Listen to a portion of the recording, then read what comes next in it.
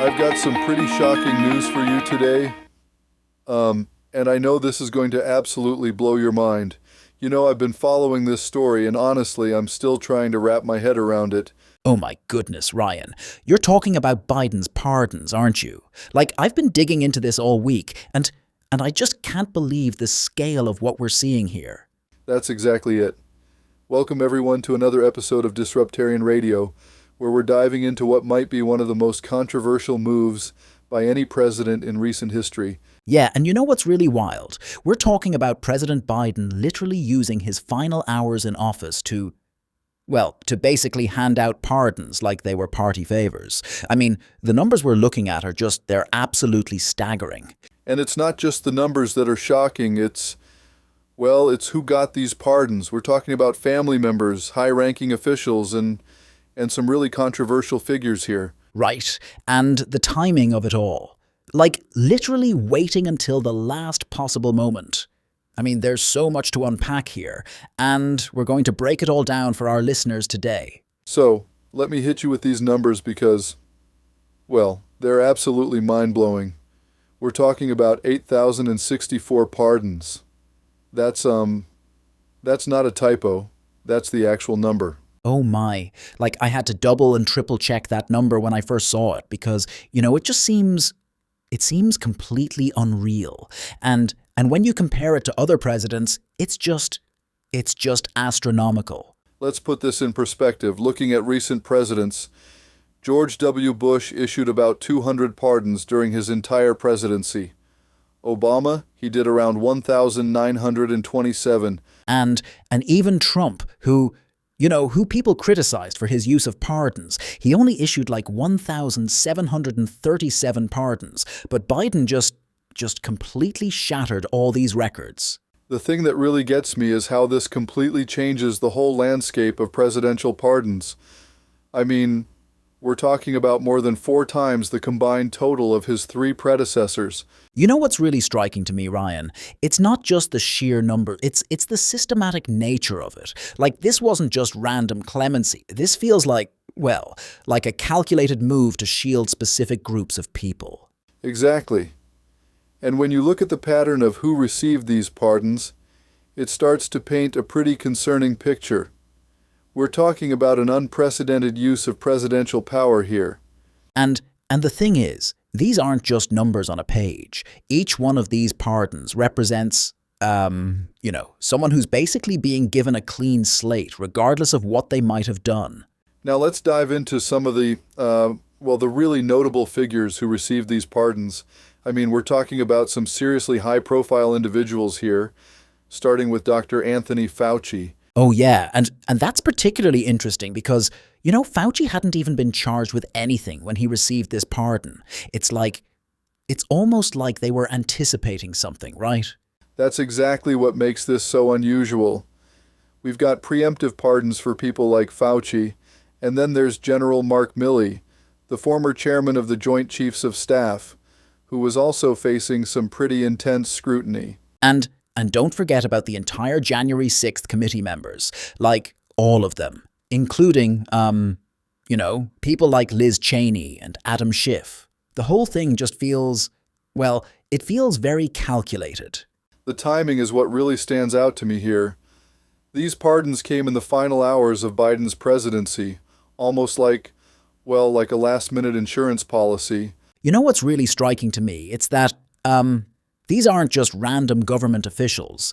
These are specifically people who've been major targets of Trump's criticism. And with Trump coming back into office, it's pretty clear what Biden was trying to do here.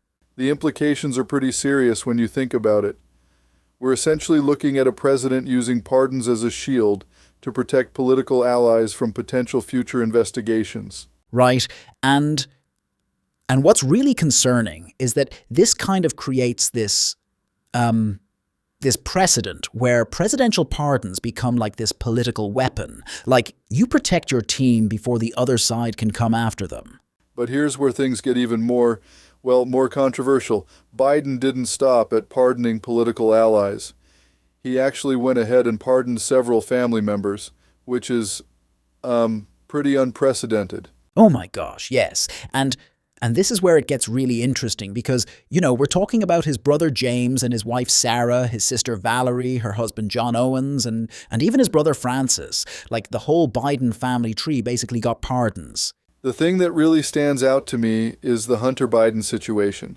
I mean, Biden explicitly promised multiple times that he wouldn't interfere with his son's legal troubles. Yeah, and I remember him saying specifically in 2023, my son will face whatever the legal system decides. But then, well, here we are. It's particularly striking because Hunter had already been convicted on those gun charges and had pleaded guilty to federal tax evasion. This wasn't just some hypothetical situation. And what's really concerning about this whole thing is that it kind of shows this complete reversal of Biden's previous stance. Like he went from no one is above the law to basically putting his family above the law. The timing of these family pardons also raises some serious questions. These weren't decisions made after careful deliberation over years. These were last-minute pardons issued in the final hours of his presidency. Right. And when you look at it in context with everything else, like these weren't just isolated pardons. They were part of this massive wave of clemency that included political allies, family members, and basically anyone who might face scrutiny from the incoming administration. When we look at these pardons more broadly, I can't help but think about the pretty serious precedent this sets for future presidents. Oh, absolutely. And what really strikes me is how this could fundamentally change the way presidents use their pardon power going forward. Like, we're not just talking about small-scale clemency anymore, we're talking about using pardons as this kind of protective shield for an entire administration. The numbers really tell the story here. I mean, 8,064 pardons. That's not just breaking records, that's absolutely shattering them. When you compare that to previous presidents, Bush with 200, Obama with 1,927, Trump with 1,737, it's staggering. And what's really concerning is that this creates this sort of blueprint, right? Like, future presidents might look at this and think, well, if Biden could do it, so can I. You know what I mean? The implications for executive power are pretty significant, too.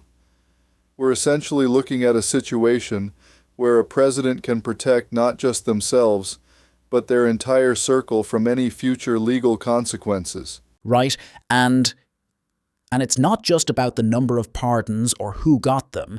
It's about this whole idea that you can basically run an administration knowing that in the end, you can just wipe the slate clean for everyone involved. This really challenges our whole concept of accountability in government.